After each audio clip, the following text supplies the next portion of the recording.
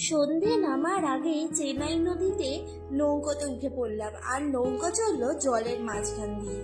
তারপরে চারপাশের ধান চাষের জমি দেখতে দেখতে অনেকটা রাস্তা টোটো করে যেতে যেতে পুরো সন্ধে।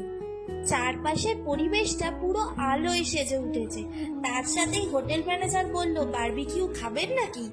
বাহ, এই সুযোগ! বারবিকিউ চিকেন আর তার সাথে মুড়ি, চা, কফি, বাপ রে বাপ, এলাই ব্যাপার। সকালবেলায় ঘুম ভাঙলো পাখির কিচিরমিচিরে। আইল্যান্ডে এসে দেখি কি অপরূপ সুন্দর দৃশ্য। চায়ে এসে চুমুক দিতেই আবার বর্মশাই বলল, চলো এবার বেরোতে হবে। তাই তল্পি তল্পা গুটিয়ে কিছু সুন্দর সুন্দর ছবি নিয়ে আর টিফিন করে বেরিয়ে পড়লাম আবার বাড়ির উদ্দেশ্যে। একটা দিনের ট্রিপ আমার পুরো কমপ্লিট হয়ে গেল। আমরা ছিলাম সি স্কাই ডিলাক্সে। তোমরাও দেখে নিও, স্ক্রিনে নাম্বারটা দেওয়া